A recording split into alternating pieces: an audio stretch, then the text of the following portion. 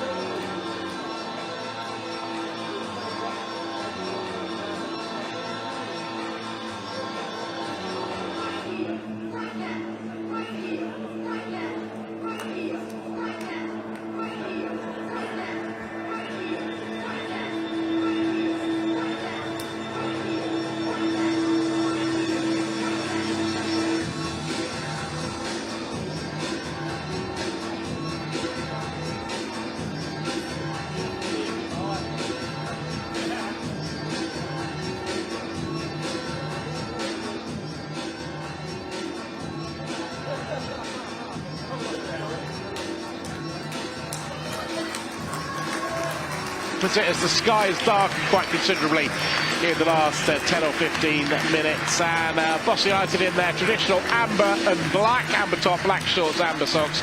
And for Newcastle United's under-21s, it's a green top, white shorts and green socks. And a special shout out to Swine's Head. Their youngsters are the mascots tonight. And I know that Paula, whose grandson Noah is one of the mascots, asked Scott to give them a mention, and we will too as well. Congratulations to all the two. I hope they have a great night being the mascots for this game between Newcastle United under-21s and Boston United. They're just going through the handshakes with the officials and with the opponent, and then we'll be not too far from getting this game underway. We should say that the attendance here tonight, you always wonder a little bit whether it's going to be very good, because obviously it's not the most important competition when you've got an FA Cup tie and a National League games to come in the near future. But I would say, looking around the main stand here at the Jakeman's Community Stadium, it's always hard to tell, but certainly 400 or 500 have made the trip here to the Jakeman's to watch. It would be pretty similar to the last game here, although the earlier ones in this competition, remember, were played before the National League season kicked off, so they were a bit closer towards the 1,000 mark. But the young mascots have rushed off the pitch in their mixture of amber and black kits, and I think the other kit, I think it's a Scientech kit, I'm not sure. But they're making their way off the pitch, and the two sets of players are getting ready to get this game underway. Remind you, it's Boston have Jones in goal, Grist, Teal, Lancashire and Kelly the back four, Coyle, Waldock and Maguire in midfield, with Donnelly and Norkin and Hawula up top. As for the visitors, Newcastle United's under-21s, it's Taylor in goal, Thompson, Heffernan, Pivas, MacArthur, with Munda and Bailey behind, Hanson, Neve and Park, and Worcester is up top. We're just waiting for the two captains to do the coin toss, and then we'll be pretty much getting this match underway here on BBC Radio League. So you can also watch it, I know, on YouTube as well, so good evening to you if you're doing that as well. As Heffernan, the Newcastle captain, has made his way to the centre circle. A quick couple of handshakes, a coin toss. I don't think it's going to be too much of a delay in getting this match underway in the next few seconds. Christian James summarising for us this afternoon. You may have heard his dulcet tones behind me if you're not used to being here at the Jakeman's. He's normally the announcer for home games, but he's doubling up. I think Craig from the club's helping with some of the announcing when Christian's during game time with us. But Christian also, like I mentioned, you're not aware, is a man for stats. In fact, he's got them all lined up in front of him, ready to update as we go along. And just remind us, Christian, a draw guarantees, doesn't it? It does, yes. We should be fine as we are. Rob and I spent all the Sunderland games saying a win should pretty much do it. Well, a draw would make it certain tonight. The Pilgrims would be up to 10 points in the National League Cup, an insurmountable 10. The top two go through in Group D. This is Boston's last game. Some of the teams, like Newcastle, have only played one so far. We should say that I wouldn't say the ground is heaving by any stretch of the imagination, but you and I 30 minutes ago were looking around wondering if there's anyone going to be here. It's certainly filled up, and I have seen a few Newcastle United shirts, whether it's Lincolnshire-based Newcastle fans or people who come from the North East. But I don't know, you can better guess at this, but I'd have the game probably similar to last summer, around the 500. Yeah, we're over 500. Just had a quick look in there. We're over 500 again tonight. Over 2,500 for the 4 National League Cup games here, so a lot stronger than last season. They've come at a nicer time of year, certainly a warmer time of year. And yeah, good to see a bit of interest from the Toon tonight. Obviously a week or so before they'll be involved again with it being international break. Well, I guess it helps, doesn't it? You want your fix of the team that you support, as it's going to be cleared long into the Newcastle half and headed away, and then Grist heads it on near Hawula, who seems to have taken the more central of the roles of the front three, with Donnelly to the right and Norcutt to the left. It is early days. It looks like how that settled down. Newcastle's formation pretty clear, with the 4 at the back, the 2 in midfield, and Boston trying to play a ball down the right channel. It's going to be cut out by Thompson into midfield, picked up by Munda. But Boston have it back, playing it in towards Hawula, can't get hold of him, and Newcastle defender steps out in Pivas, looking for the chance to play it forward. Goes back to his keeper, and there, as we often see with the Premier League sides, playing around at the back. MacArthur trying to get it forward, hits a Boston player, and that's a strong challenge, but doesn't connect with the Boston midfielder Frankie Maguire, and it's back with Newcastle just inside their own half, attacking. Is it called the town end now? I think we go with town end. It's the town end of the ground, isn't it? I suppose it's the vocal contingent. Although two of the stands are closed. Obviously the third of the stands around the ground that isn't got people in at the moment isn't a stand, but its work's about to start on that in the near future. We'll hopefully have more news on that in the next week or so here on BBC Radio Lincolnshire, as Boston United have the ball at the back in midfield, just trying to work their way downfield back towards the keeper Jones, all in a sort of light grey kit. I'm not sure if that's the official term, with dark black socks. He's going to have to play out from the back. A bit of a heavy touch, but clears long downfield. Frankie Maguire tries to get hold of it. A ball out to the right and Grist to the halfway line, playing it into feet. Boston United trying to build in midfield at the moment. Newcastle pressing, trying to make it difficult as the ball's out to the left-hand side, picked up by Kelly. And Boston United have got Hawula through the middle, looking for it, but Boston are being content. Not going direct at the moment, playing it around with Coyle. Out to Grist, and Grist is caught out in the challenge there, and the ball goes out of play, and it's going to be a throw for Newcastle. I thought it came off Park, but in fact it's gone as coming off Grist, and it's a throw just inside the Newcastle half. Coyle, the more withdrawn of the three in midfield, as we expected, with Wardock and Maguire offering a bit of craft that Boston have missed with the pair of them injured. Always the way, isn't it? Your injuries come in the same part of the pitch, and it has been that number 10 role, if you like. Two of the three goal scorers at Gateshead at the weekend starting tonight, in Donnelly and Hawula. And Maguire, it's all three. Oh yeah, you're right. And all three came on as subs. Management masterclass from Graham, who makes his 50th game in charge tonight. He's won 23 of the 49, which isn't bad for a team that he inherited in 23rd. 46% win ratio, off the top of my head, is about the same as Michael Scabala's. Albeit Scabala's obviously had longer, yeah. It's with Norcutt, goes back towards Kelly. Boston have possession. They get very congested around the halfway line at the moment. Out towards Grist on the halfway line, the right back. Tries to get the ball down the channel. One to Donnelly to chase. Can't get hold of it. Sort of feel as a player he's probably still forcing his way for fitness. Grist with the cross to the right. Great cross. Hawula looking for the finish. And it goes off the defender and out from the first corner of the evening. Nice bit of work from Grist getting round the outside there. We saw this actually last time he played in the right back of a 4. He had a real attacking impetus, which was a little bit surprising, because when he played there as a 5, when he was a proper wing back, he was struggling to get forward, but with one less behind him he found that freedom. And again, early signs of that tonight. A good cross. Hawula, his man just got across him there. I was pleased it went for a corner, because I thought that's a bit of a poor one for Geordie, but clearly well deflected behind. It's going to be an in-swinger from Kelly. From the right-hand side into the penalty area. Keeper comes out, double fists. It collides with one of his teammates. Boston get it back towards the goal, but it's gathered in by the keeper. And normally on nights like this, I'd tell you, I keep you up to date with all the games around the country, but Christian, I can't. No, there's very little, isn't there? We might be the premium footballing offering. We are the only offer. I think the only professional game going on tonight in the country.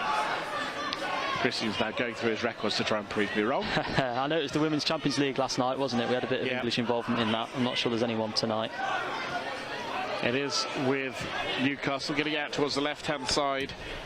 So MacArthur getting it forward and cleared away comfortably by Boston United's defender. And it goes out of play, and it's going to be for Munda in midfield, the number 8. One of these two sitters for Newcastle United. Under 21s, back into defence to Pivas. I haven't really, if you're just tuning in or just logging in, you've missed nothing really. There's that sort of quarter of a chance maybe for Hawula, because that would be being very generous, as Kelly picks it up for the Pilgrims. And Boston now have it in midfield with Coyle, going back to the defenders with Teal, the captain for the evening. Started every game so far, which is some going, and it's still a long way to go. 18 already though. Yeah, Sean Rowan did that last season for Lincoln all the way through, and I thought that was an amazing achievement really. In the modern era, when you've got so many substitutions, and I know Boston haven't got the biggest squad, but to be ever present across, I mean, we only started on the 16th of August, and say game 18 tonight for Connor Teal and Boston United. Well, you haven't even made 18. No, I've had a couple of holidays in there. I didn't fancy Truro, which was a fantastic decision. Didn't fancy Gateshead, which was a bit more mixed, but no, I was closer to the pitch in the 4th tier of the San Siro. on Saturday, and yeah, pleased to hear that Paul and Dale had a good day out. They certainly did. I'm not sure Graham Coughlin agreed with the officials too much there, where they put him with the technical errors. Long ball played in behind the Boston defence, and Jones, the keeper, comes out to try and see that one out of play, and he could get himself in a spot of bother if he's not careful. And I think the free kick has been given for the attempted barging off the ball against the Newcastle player, and that was a little bit rusty from Jones, I would say. Yeah, scruffy, wasn't it? It wasn't quite going out of play, and if it doesn't go out of play on this pitch, we've never really had a chance. And Jones caught in no man's land, very indecisive in the end, only just offering an arm around his counterpart's waist, and quite understandably the referee's given a free kick. No sense of any cards. It is very, very wide, pretty much on the touchline, but no qualms for me there with the decision, and Boston have got a ball into the box to defend. Yeah, I think he thought the ball had a bit more pace on it than it did. So the ball is in the box and it's gone straight over the heads of everyone. I thought it was a decent ball actually, but there was nobody coming in back post for Newcastle's under-21s, and it's gone out of play, and it's going to be a goal kick for the Pilgrims. There were two blonde heads attacking it, weren't there? MacArthur and Heffernan, but neither able to make a telling contribution. Heffernan, a man that scored a couple of times already this season across the Premier League 2 and against Gateshead in their National League Cup opener as well. They are a side that, looking at it, seem to be involved in games with a lot of goals. They seem able to score, but they don't quite seem to be able to shut them out at the other end. Graham Coughlin, the Boston United manager, watching as his team defend. It was good, sensible stuff from Teal, and the Pilgrims looking to play out from the left-hand side, but it's going to be cut out by the under-21s, and they're looking to play through midfield, but Boston making that difficult. But Munda picks it up. They've got space out on the left if they can see, and they're looking for MacArthur, the left back, who halts and chests the ball down on the halfway line. Back inside, Heffernan, and now Pivas. As you expect with these under-21 sides of the Premier League, they tend to look very comfortable on the ball, and that's certainly the case as Newcastle driving forward down the right, cross into the Pilgrims penalty area, half cleared away, but Boston should bring it further away with Coyle just sitting on the edge of his area, and he looks for Grist's run, and Grist is chasing after it. He's going to have to slide in to stop MacArthur, the left back, picking up the ball and charging back at the Boston United area. It goes out for a Newcastle throw. I like the idea from Coyle, but always going to be one of low returns. Unfortunately, Maguire had slotted in very well to cover Grist, but quite important if your right back goes bombing forward with plenty of men up, that he makes some sort of contribution across the halfway line, and the throw-in obviously gives Boston the chance to reset. It's with Pivas out towards the right-hand side, and Thompson. Newcastle just inside the Boston half. Green shirts, white shorts, green socks, amber and black for Boston. Just trying to pick their way through at the moment, playing 8 minutes, still looking really for either keeper. I suppose there was the double-fisted punch for the Newcastle keeper, but neither really had a huge amount to do so far. Boston pick it up deep and looking to come forward, and then a ball is smashed forward by MacArthur, takes a deflection off a Boston player and goes out of play, and it's a bit of a scrappy one at the moment.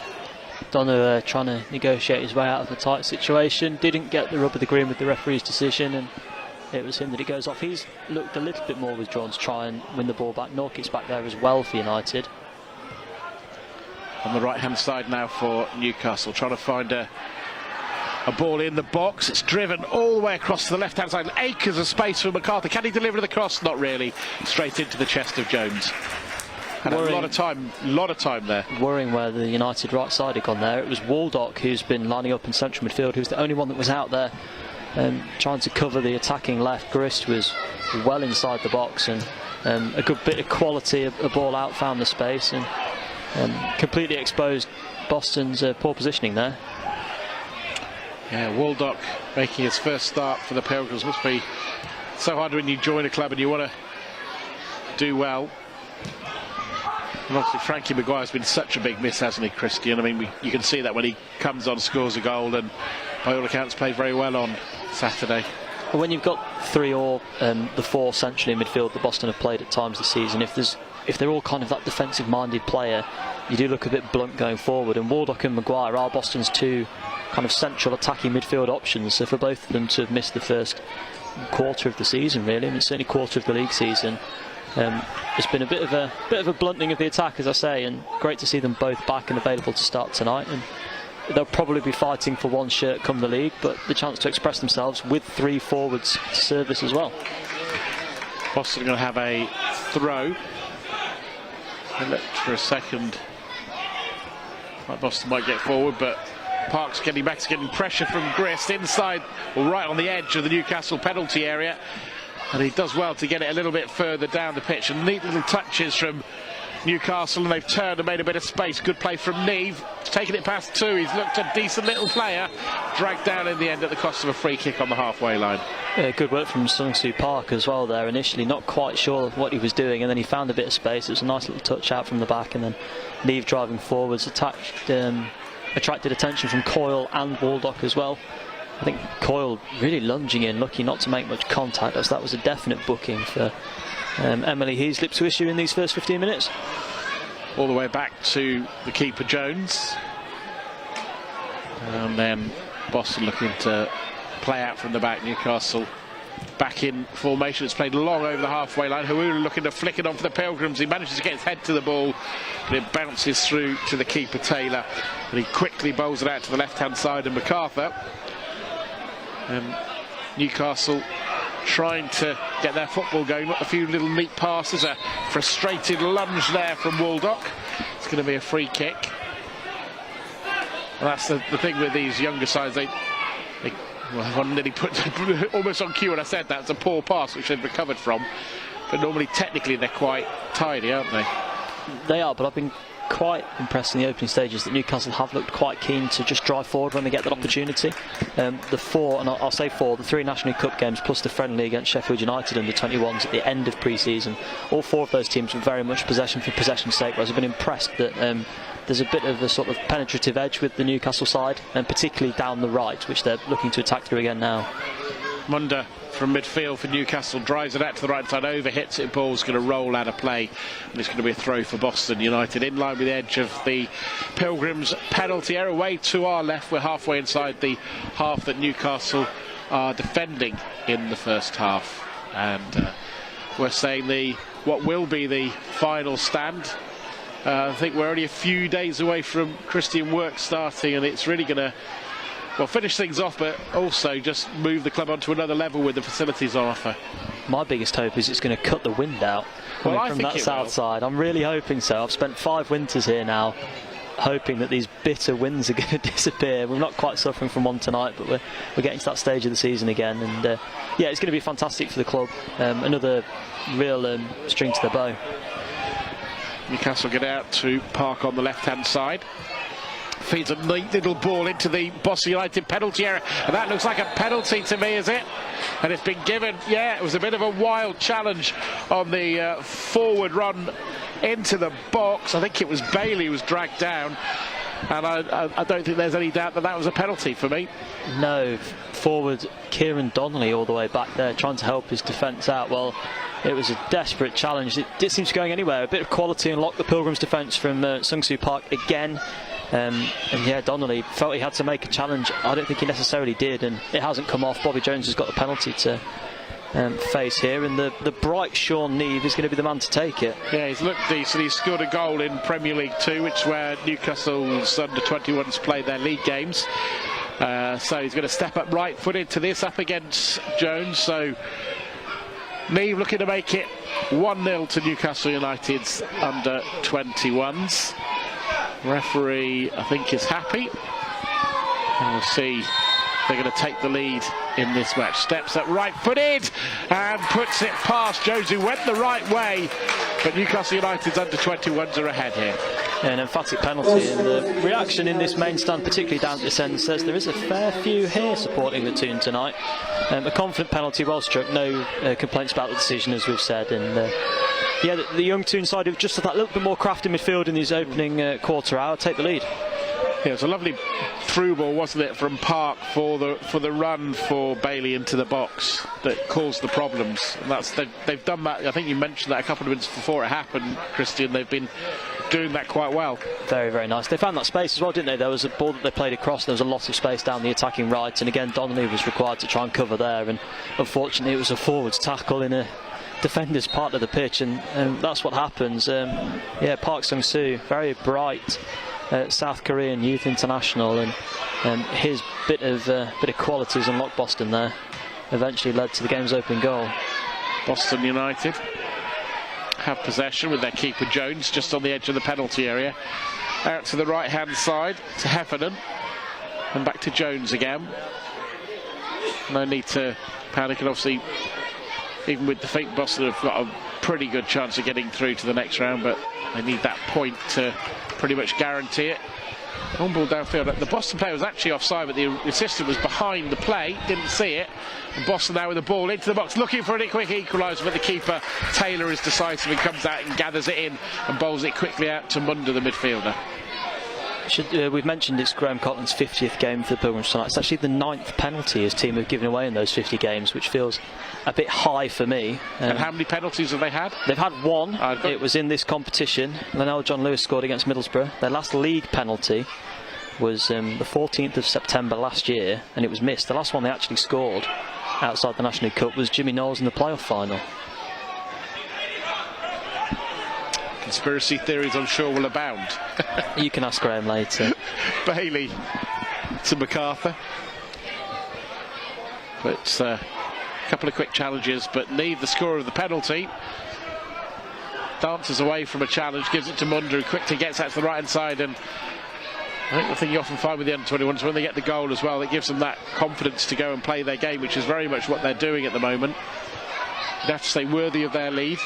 Graham Coughlin looks deep in thought on the edge of his technical area as Newcastle's under-21s build down the right-hand side. Ball towards the edge of the penalty, but one back by Coyle. Back to the keeper Jones. Controls it. And is looking to clear long downfield. But it's an easy head away for Newcastle. Boston struggling to get down the pitch at the moment, if anything. But it's tidied up by Neve in midfield. It's with MacArthur, the left back, and Grist cuts it out for Boston, hooked away by Coyle. Hewula trying to get on the ball but can't do so, and it's headed out of play, and it's going to be a throw.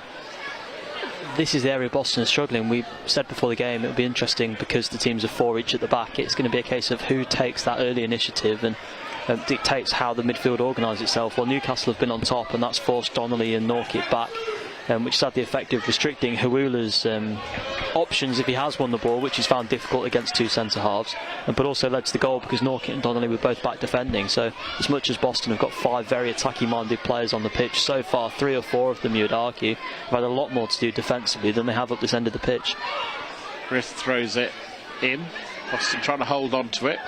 Grist looks for a left-footed cross, takes a slight deflection, takes the pace off it, but he's going to get a chance with a throw from the right-hand side, Boston United now. And they're going for the long throw. Lancashire. Yeah, Lancashire might need to develop one with Cropper having come off injured on Saturday. He's usually a good bet to get it well into the box, and given where Boston have stood here, they seem quite confident Lancashire's going to be able to develop something similar. From the right-hand side, in line with the edge of the 6-yard box. I'm sure there was a foul throw, actually, but the assistant referee wasn't looking in the right direction. It didn't look entirely right to me, but the referee and the assistant didn't see it.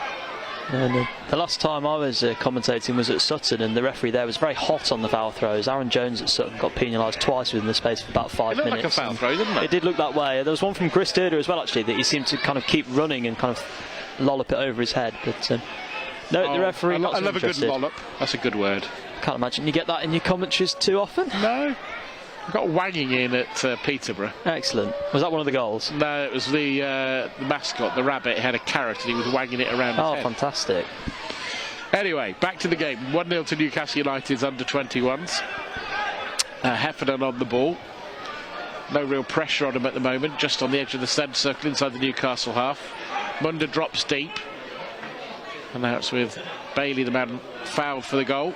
Newcastle working their way down the right-hand side. They've got options inside the area, and a ball goes out of play for a Newcastle corner. And they're certainly more of a threat at the moment with the under-21s, I think.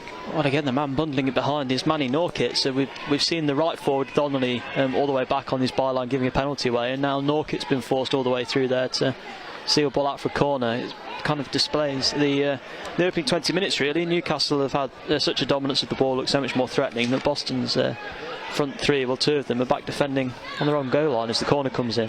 Harrison was the man with the corner. It's gathered in by Jones, and it's a chance to get downfield. He bowls it out nice and early. What's the pace like? Well, Boston United get a long way downfield. Now they're looking to build. It's with Donnelly in... who drops a little deep. Now with Grist on the right-hand side. Boston did well with the keeper. I think Jones deserves some credit. Boston now on the edge of the Newcastle area. Donnelly not with a lot of support. Grist made the run inside. Donnelly holds on to it. Gets it back into midfield. Right-footed ball from Coyle in the area. Not a good one, but comes back for Donnelly. Picked up in midfield. Boston, it's a chance for Donnelly. First touch of control, his second touch to shoot. Hits the Newcastle defender. Goes out of play. Better from the Pilgrims. Yeah, Liam Waldock turns round and acknowledges his goalkeeper who set him free there, and Waldock able to unleash a bit of pace, and it was his ball through after recycling it. The poor Coyle cross came out to him, dinked it over the top. Donnelly didn't go for the initial volley, which is probably what he was going to need to do to get a shot off a goal. In the end, he does take a corner, and again it's going to be Kelly, the left footer from this right hand side. He's going to have another in-swinger. They're all queuing up in the 6-yard box. In fact, I think we've got 17 men in the 6-yard box here. Yeah, virtually on a postage stamp, you'd say. 3 Boston players have run off. The ball's played back post. It looked like a free header for a second, but one of the Newcastle defenders, the left back MacArthur, got back post and flicked it out for another corner. Yeah, and the man that flicked it out is the man that's claiming it should be a goal kick. Well, I'm with the referee again there. Definitely a corner, and they're all returning to that similar patch of... Yeah, there's only 2 outfield players, apart from the guy taking the corner, and they're 2 Boston players standing outside the box. Otherwise, they're pretty much all in the 6-yard box for this one at the moment. Ball is played to the edge of the area. Chance for the shot from distance. Keeper palms it away. Chance to finish it. And has that gone in? No, it's just hit the side netting and gone wide. Coyle with that shot. And in fact, it went wide, according to the referee, off a Newcastle player. So it's going to be another corner. But a nice idea for the Pilgrims that time.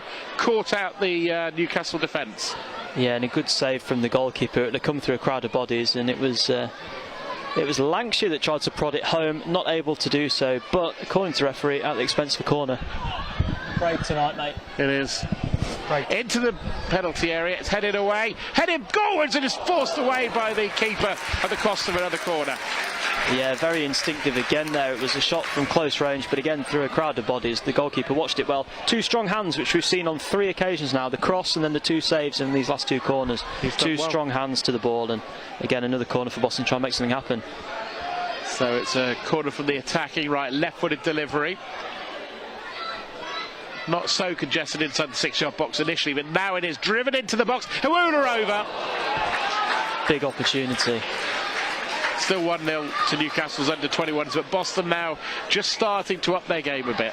That was so well worked for the Pilgrims. Everyone rushed forward. All the markers went with them. It just left Hawula on his own on the penalty spot, but he couldn't get his knee over the ball, and his volley flies over the crossbar and into that currently vacant south end of the ground.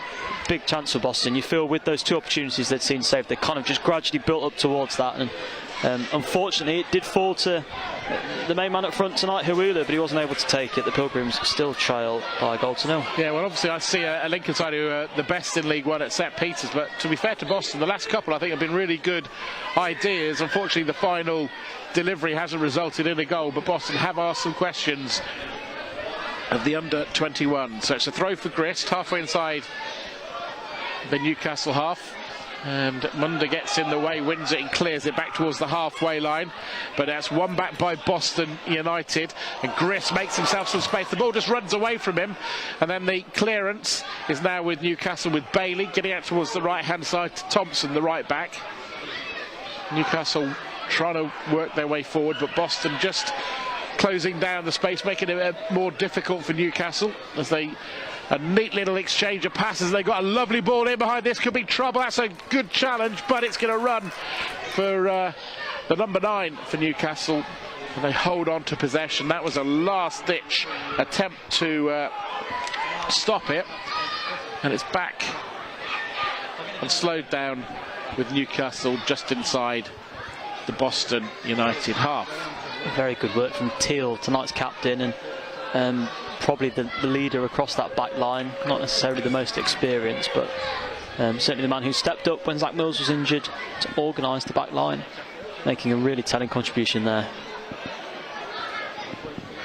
It's Once again, Newcastle have possession. Remember, if you can't hang around to hear reaction, we'll have that with Callum in the last hour of the programme. It will be available on BBC Sounds.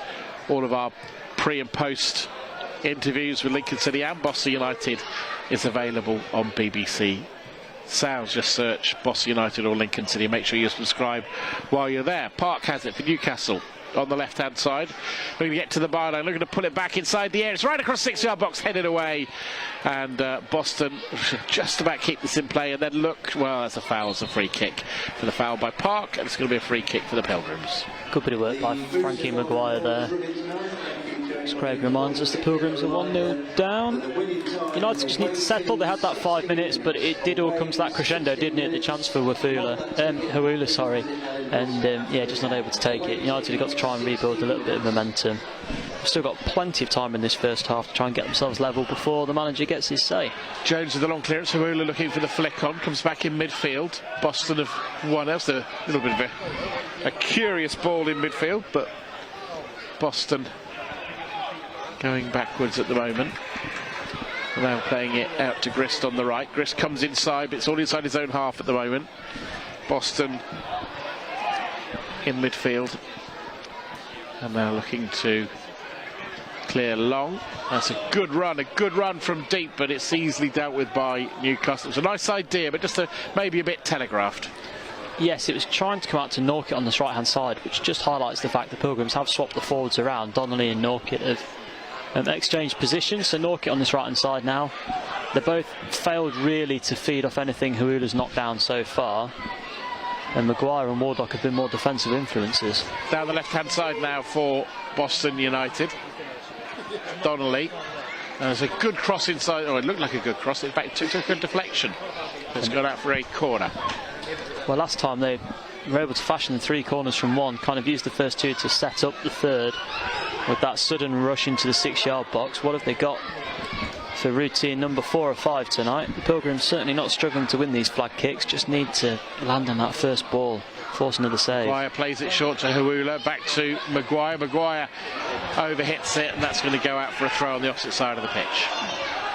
Well, the only positive thing you can say about that is it was so poor. It's a throw in and not a corner, and not a goal kick, and actually quite a useful position to try and win the ball back. But Hawula had peeled off, found a lot of space, set Maguire for what I assume was a cross, but terribly overhit.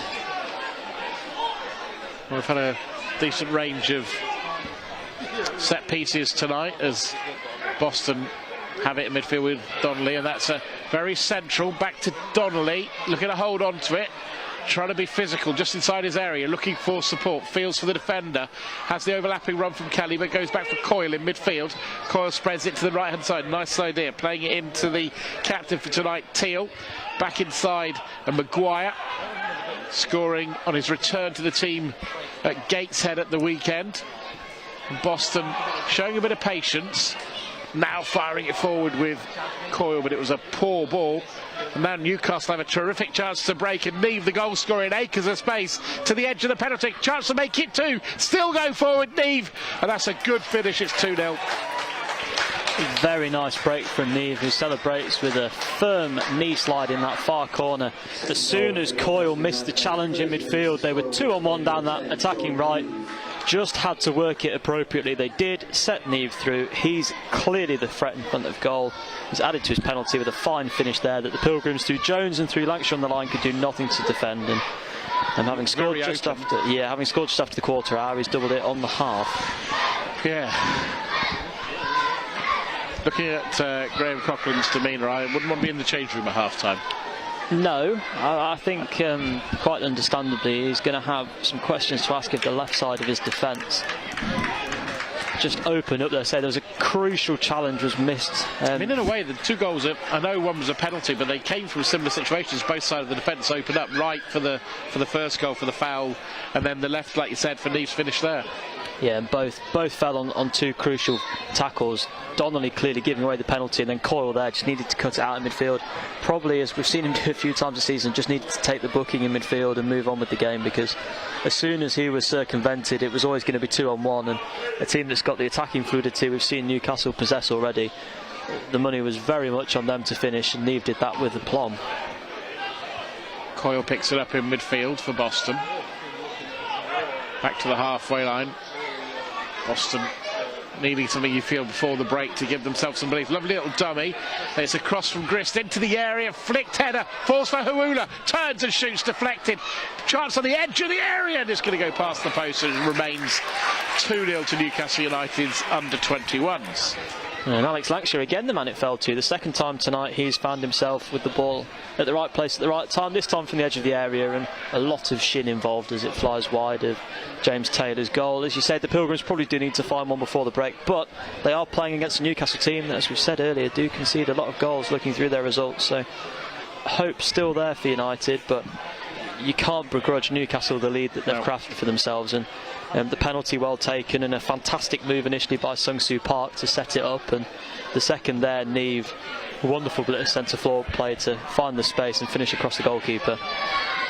And they've got some decent players on the pitch, that's for sure. I mean, clearly they are. If they're at a Newcastle under-21, Premier League under-21 squad, you're going to be decent, but we have been quite underwhelmed so far with some of them by the under-21 teams this season, and Newcastle do look in the league of their own in that respect. If you think as well, the Pilgrims played Sheffield United's under-21s in their final week of pre-season, so really this is the fifth of these under-21 sides we've seen, and 6-0, 2-1 and a couple of 4-0s tells you the story really. And United were poor themselves for that 2-1 against Middlesbrough. Tonight they've been at the minute beaten by the better team.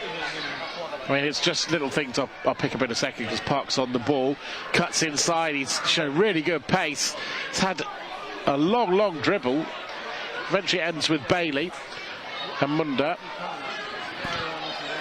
and Park again, but I mean he looks a little bit of a cut above Park in some ways. Really good run from the left hand side, cut inside, maybe ran out of space and ideas, but he was very much the player alive of everyone on the pitch. He goes back to the halfway line. Graham Coughlin, hands in pockets, watching.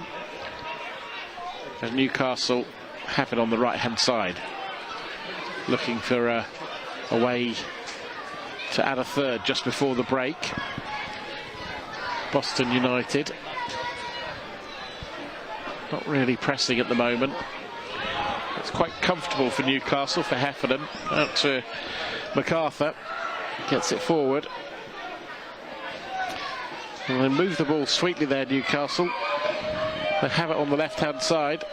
Back with Park. Little neat ball inside. Worcester, bit of a trick that really didn't work, and Boston with a chance to break from deep. We'll have it in midfield with Buildup. And now with Frankie Maguire and Grist. Not the first time tonight that a pass backwards has just cut a counter-attack off in its embryonic stages for United. Really frustrating there, because they did have options. It's a good run from Lancashire from deep. Lancashire's actually got on the left-hand side, looking for a ball into the box. It's a good piece of defending on the edge of the area.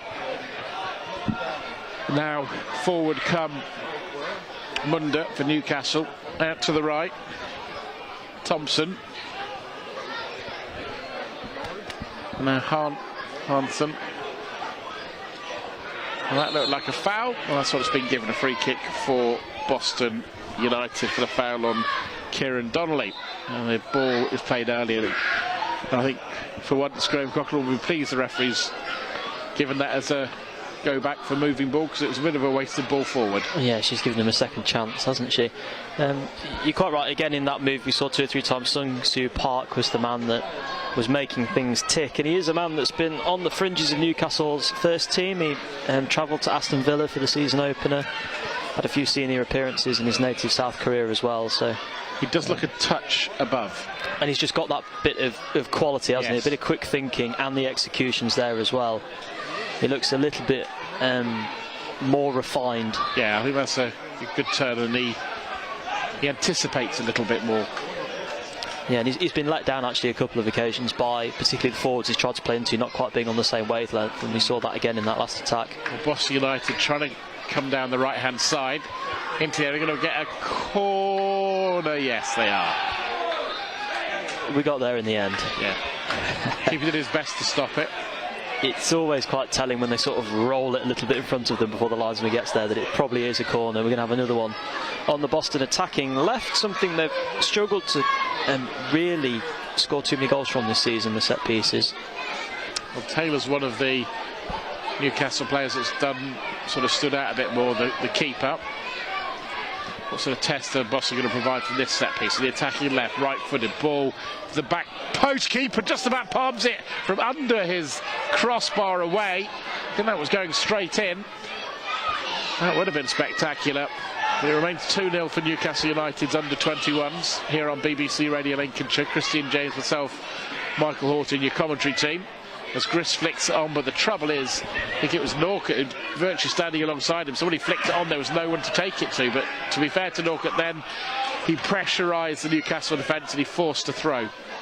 Which Lancashire's going to come over and deliver into the box again. Teal stayed up from the corner, so yeah, again they finally got there in the end. Now Lancashire's going to come across from left centre half to deliver into the box. Keeps both feet on the floor this time.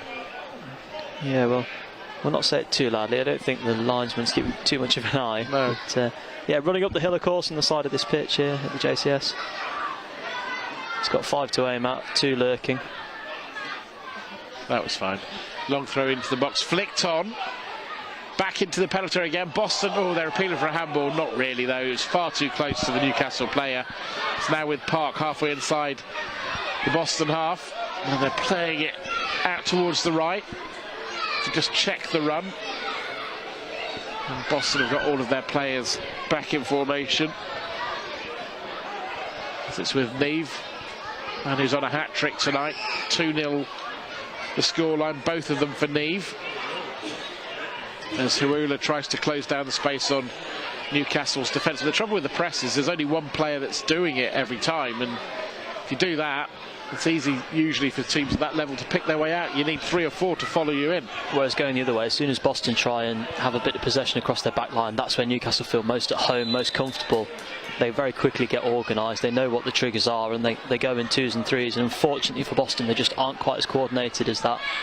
An 11 that very much haven't played with each other before, and you can just tell there's not quite that sharpness there. And as you say, Boston trying to do it with 1 and 2, whereas when Newcastle have had the opportunity, they've gone in 3s, 4s and 5s.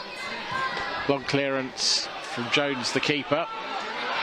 Not sure he could have done much about either of the goals. Kumar Agnell couldn't really see too closely the second. It looked like Neve had quite a bit of space. He was completely exposed, wasn't he? Lancashire not able to keep it out on the line. It went in off him, definitely already going in from Neve. And it's with Park, young South Korean. Lovely feet from him. He's got a great run from Neve through the middle. This is for his hat-trick. Steadies himself and finds his hat-trick. 3-0 Newcastle United under 21s.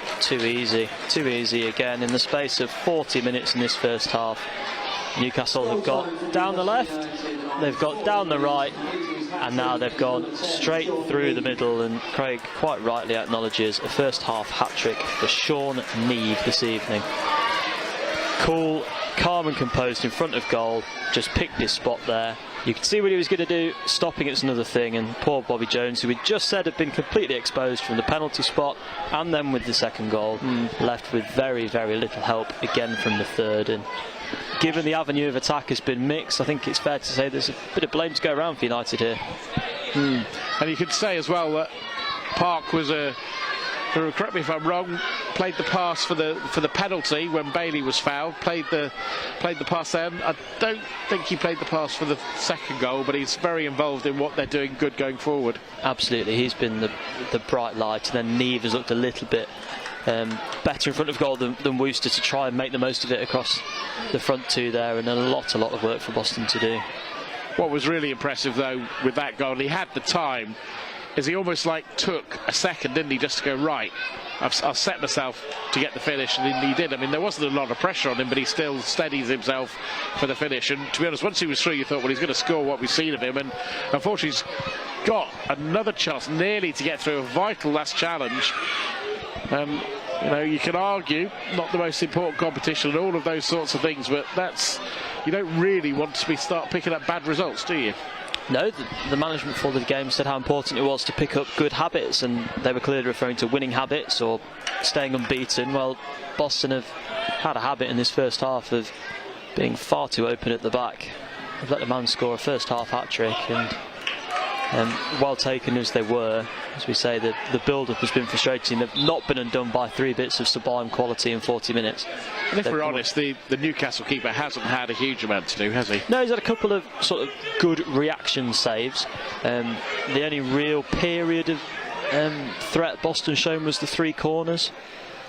Hawula with the touch, and there's a chance for Maguire, who falls over inside the box. Nothing given by the official. Comes back for Norca. He tries to find the pass into midfield, and Newcastle are too sharp for them. They got it out to the Danger Man Park on the left-hand side, taking on the Pilgrims, driving at the area. Looks up, looks to come inside. Right-footed ball across the area. Shot from distance, takes a deflection. Back to Park, and Boston should be able to bring this one away, but they can't. Newcastle win it back. Park has it. Then Bailey goes over. Referee says that's not a foul, and Boston have possession right on the edge of the area. They drive it long. Hawula looking for the flick on. He wins the header. It's more up than forward. Boston getting the second chance to get it forward, and Boston trying to come forward now with Hawula. Nobody else near him, so Boston lose possession with Munda winning it in midfield. And really, there was nothing much going to come from it, because there was about 5 Newcastle players and just Hawula around them. They need to get back inside, don't they? And have a rethink at half-time. We said before the 3rd goal, Boston probably need one before half-time. Not anymore. They need to get back inside, get reorganised, you would assume, make some substitutions and rescue what they can of what's been a... It's not been frustrating. They've just been outclassed. They've come up against a good team and they've been poor themselves, and this is the result. They've got forwards that could put their chances away. That block shot was probably the first serious shot they've had that hasn't gone in. Run from deep. Neve is running forward. Is he going to chip? The keeper goes for another and hits the top of the net. From outright. Well, when you scored 3, you think you could score 7, and he thought he was going to get his 4th. Well, there wasn't really much of an angle there, but a man who's got the confidence of 3 first half goals, fair play for taking it on. Had Jones worried there. If they want to give us Park, would take him, wouldn't we? We'd take him, yeah. Park and Neve if they're available. If they're free. I mean, it's not far to Carlisle, really, is it? So they're more than welcome. Sean Neve, the first man since Jordan Archer 4 years ago to score a hat-trick against the Pilgrims. The first man to do it before half-time since Blythe Spartans' Dan Maguire. That one was in 2017 up at Croft Park. United lost that game 5-2. Boston coming forward, right-footed ball from Maguire into the box, cleared away. Munda further downfield. Worcester's looking close, but it bounces up. Lancashire out towards the left-hand side to Kelly. Kelly looking to get the cross and hits a Newcastle player. Boston should retrieve it, and they do in midfield. Chasing back there was Waldock, and it's with Boston on the halfway line. Well, I said at 2 they could really do with a goal to give themselves something to have a go second half. You could definitely say that's the case at the moment. 3-0 down as my headphones go flying everywhere. Christian, start talking. Yeah, Boston, they just need to get to half-time here. They've tried switching the forwards again, as the ball tries to go out to Norkit this time, and then Grist picks it up, but United just aren't able to pick the balls up in front of that back 4. Hawula there again, not able to pick it up. The ball goes out for a throw-in. We're going to have, I believe, 1 minute of added time. I didn't get my big moment. I was hoping for a 30-yarder to commentate on there, but nothing to it. Another ball Boston couldn't recover about 30 yards from goal in front of this Newcastle back 4 that looked very, very steady. I should explain, I was fiddling with my AirPods and I went flying down the stairs, and they separated in 3 directions. Anyway, thank you to the people in the crowd who helped retrieve them. And we are eventually going to see this board for 1 added minute, which means Craig's going to be called into action again. And Newcastle get it forward again over the halfway line. Interesting team talk for Graham to make. It is a game off on its own, but at the same time there's a lot in this performance. Whilst you can talk about the quality of Newcastle from a Boston point of view, they'll be happy with the way the set pieces have worked, apart from not scoring from them, which is the obvious thing you need to do. I think they've been okay. It's just been that final part of the set piece, hasn't it? They found it very difficult to hold the ball high up the pitch, particularly get in behind this back 4. And they've not won any second balls off Hawula or off the centre halves either, which is frustrating when you've got 2 attacking midfielders and 2 auxiliary forwards. Boston coming forward. That's going to be not a free kick. And now we've got 4 against 2. And that's played from deep as Neve onside. He is. He's got Worcester and Park in the middle. He's got a runner from midfield as well. Newcastle looking for a fourth. Worcester shoots low, and that's gathered in by Jones. And that could have got very messy at 4-0 at the breakers. That is the half-time whistle. And Graham Coughlin scratches his ear, puts his pen in his pocket and walks down the tunnel. He'll be a frustrated man. Boston United, thanks to a hat-trick from Sean Neve, are 3-0 down at the break. And frankly, if there was going to be another goal in that half, it would most likely have been for the under-21s. Well, they're very lucky there that Neve jumped over that last action of the first half, because he got a deflection. I think Jones would have been wrong-footed. Completely exposed for all 3 goals, Jones. No fault for United's number 2 keeper as he's been so far. And yeah, Boston, if they're going to turn this around and grab themselves a bit more of that prize money and make certain of their position at the top of National League Cup Group D, they're going to need to show a very, very contrasting second half to that frustrating first, as a young fan down here takes his frustration out on one of the seats. I mean, look, I'm one of the world's optimists, but to turn this around is going to take quite something, isn't it? Well, on the evidence of the first half, you struggle to see it happening, don't you? Boston have got a few options on the bench, but clearly the bench is more catered towards giving people minutes and opportunities, the young lads. And, you know, what team does Marcel Lavinier walk into? And this is the trouble sometimes when you make lots of changes, which is the understandable thing to do, but when you do then bring players in, they're not playing in, you know, if Alonzi comes on, he's not playing Alonzi and the 10 that will play on Saturday. What can they recover from the second half now, United, to take some positives tonight? Because at the minute, poor.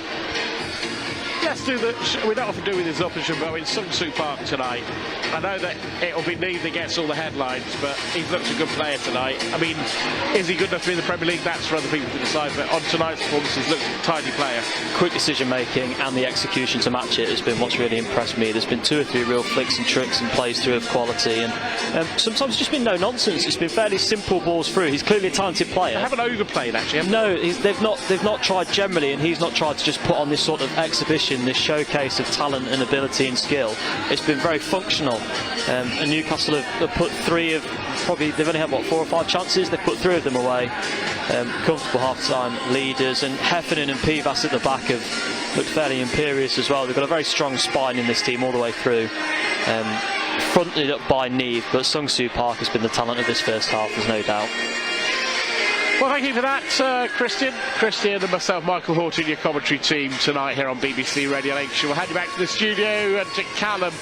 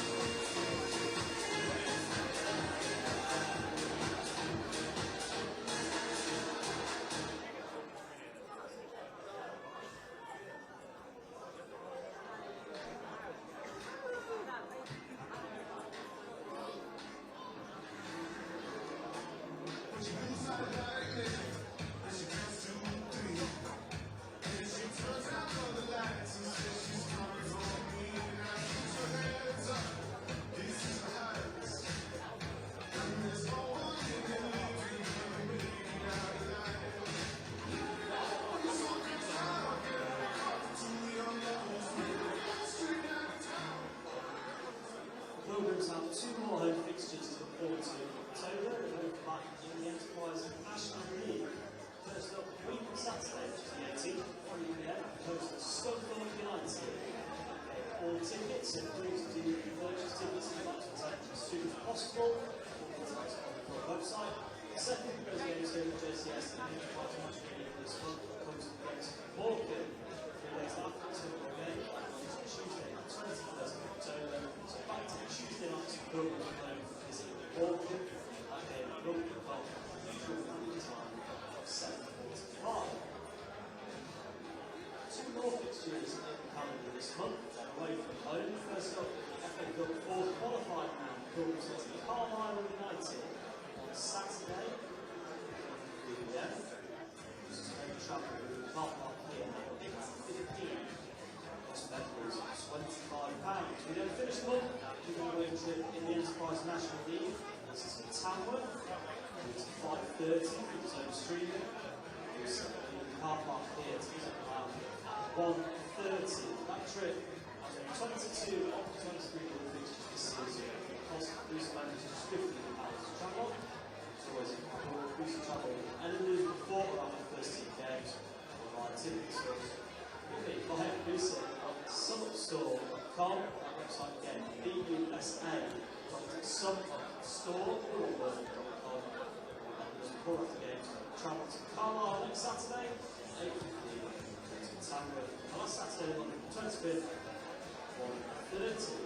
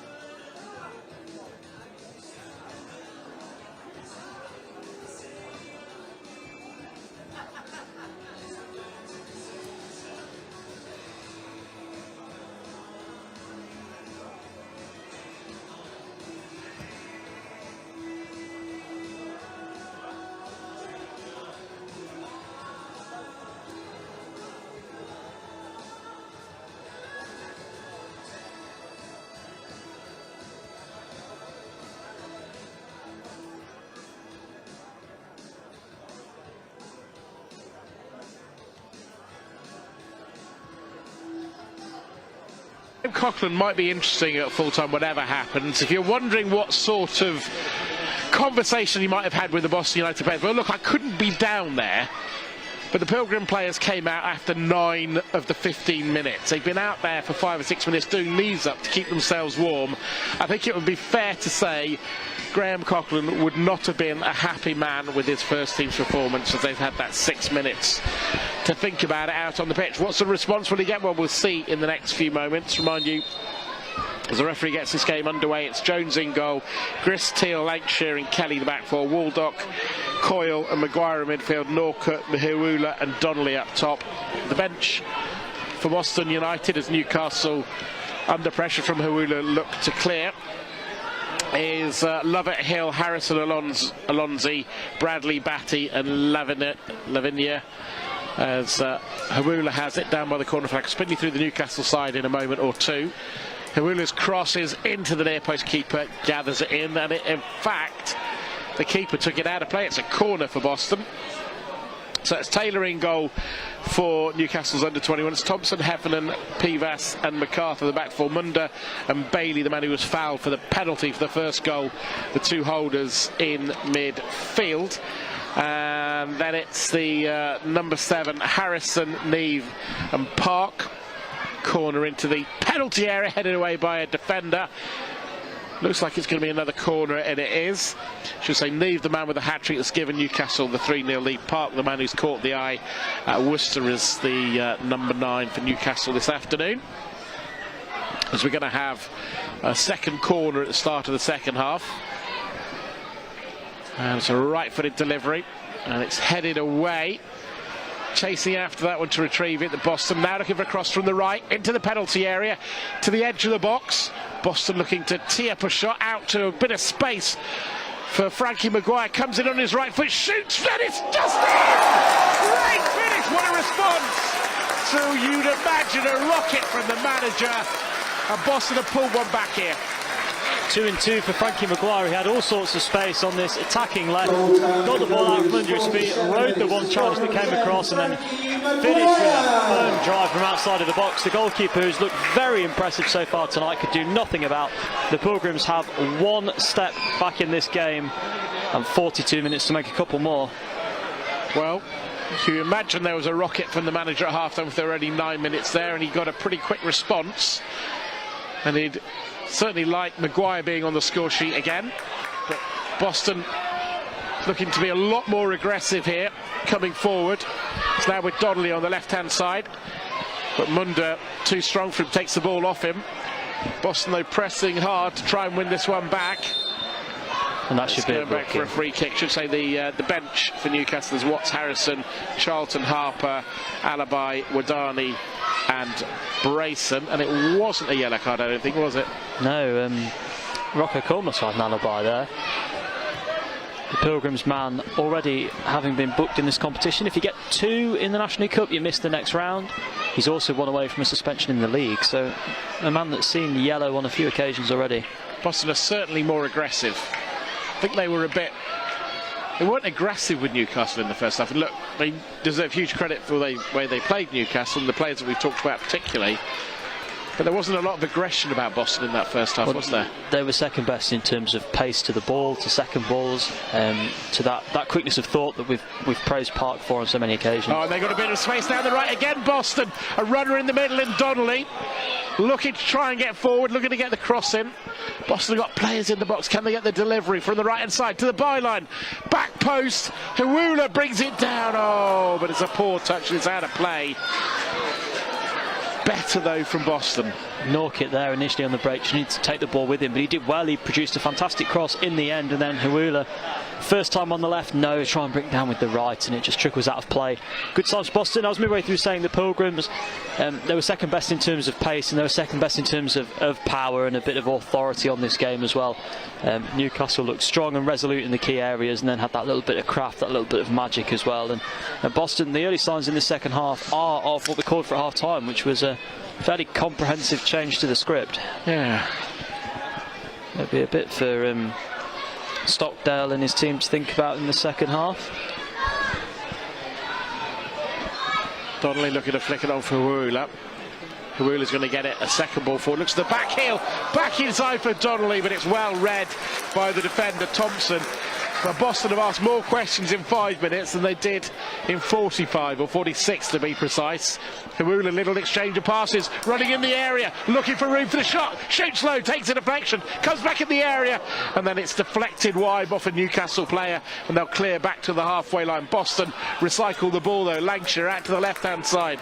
It's a cross from Kelly into the penalty. Hawula looking for the header, but it's cleared away by Newcastle. It's going to roll wide and eventually out of play.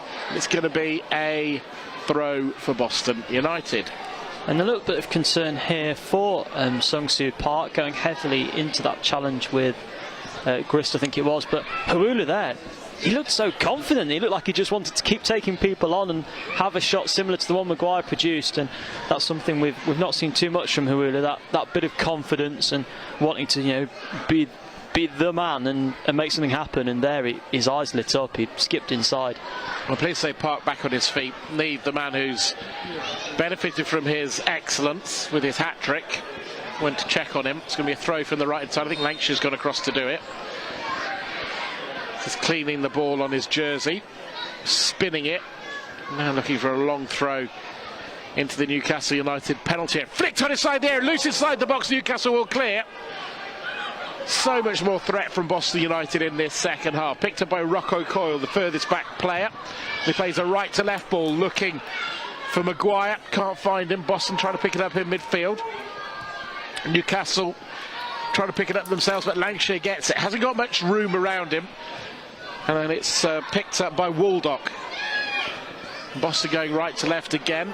Donnelly, the furthest player wide. He doesn't win the header, but he does enough to cause a little problem for Newcastle, but they've worked this one well. They've got it to Thompson, the fullback, over the halfway line. In fact, it's the number 7, Harrison,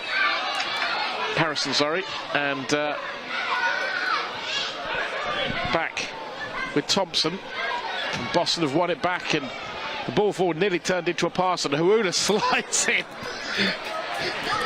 And it didn't quite work out. The Newcastle player sort of looked a little confused. He slid past him, turned himself and then just turned the pass back to the keeper.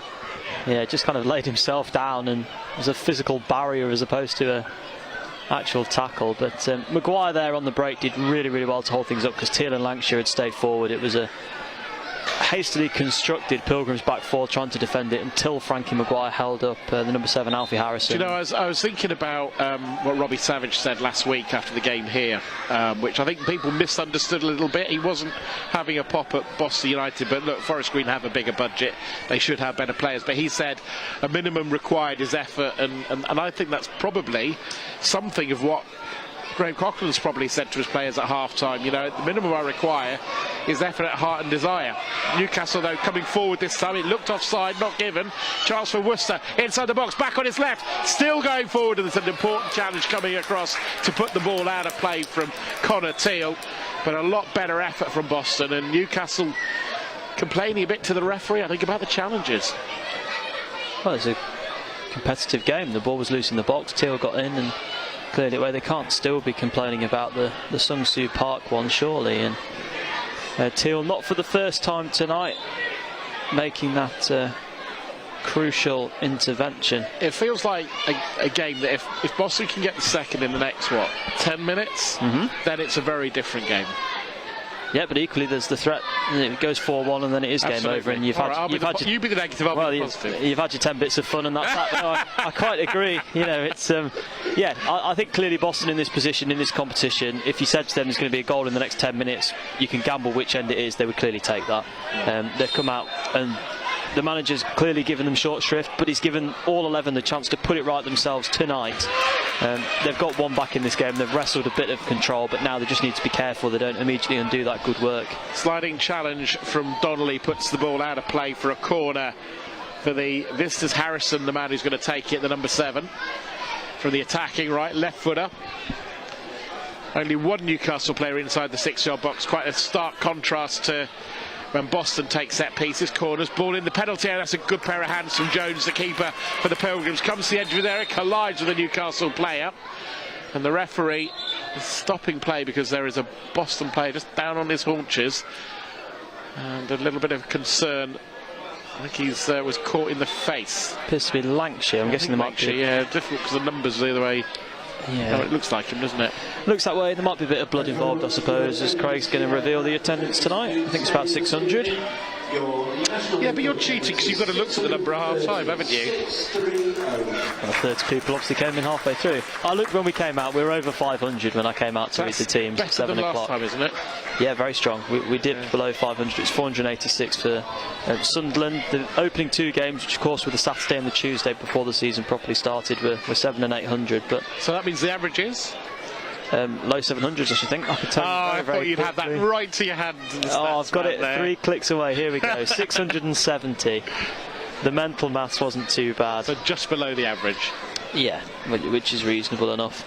As we said, a few Newcastle faces and a few Newcastle shirts here tonight, which has helped as well, and something we've not seen too much here anyway in this competition. I know anywhere that Manchester United go, they bring big numbers. Brackley had 2,000 away fans. Oh, really? In one of their National League Cup games. Yeah, they didn't bring that many when Lincoln played the other under team last week. It's interesting, isn't it? I'd have said probably a couple of hundred.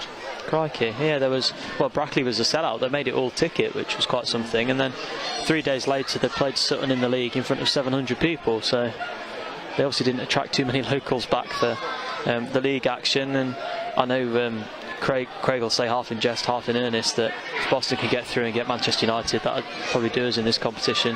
Yep. There's a bit of prize money on offer, but if you can get bums on seats and you can get locals coming in and having a look at the facility and wanting to come back, that's the key. And there are only a few teams in this competition that seem to draw that, because so many of the big clubs are in the European competitions, and Newcastle probably the only exception to that entered this and the Premier League Cup and the UEFA stuff as well. If you think Manchester City are absent, Liverpool, course, Chelsea, yeah. etc. There's no Arsenal. Man United don't have any European football. Man United aren't in Europe this year, so they entered it. Newcastle entered it last year in Europe, and they've done so again this year. Flick on, and Hawula chases after it down by the corner flag. Should take Lancashire's back on his feet, but there's a Newcastle player on the floor, and understandably the referee blasts on the whistle. But Boss will be a touch frustrated because Hawula was just getting in behind the fullback. Well, the fullback was injured behind the covering player. Yeah, Hawula was off on one of those jinking runs that he's developed since half time. Sadly on this occasion for him, interrupted by the referee's whistle. But really bright start to the half from Jordi Hawula. He was really struggling. He didn't have much support in the first half. There's a bit more on offer for him now, and when he's not got 4 defenders dealing with him on his own, he's proving a real threat. Please say Thompson back on his feet. We've currently got 10 Boston players, 9 outfield, and 10 Newcastle players, although Lancashire has been allowed back on now, but the Newcastle player Thompson is still on the side. It's going to be a drop ball, but it shouldn't be a competitive one, I would have thought. What's the referee doing here? It's out by the touchline.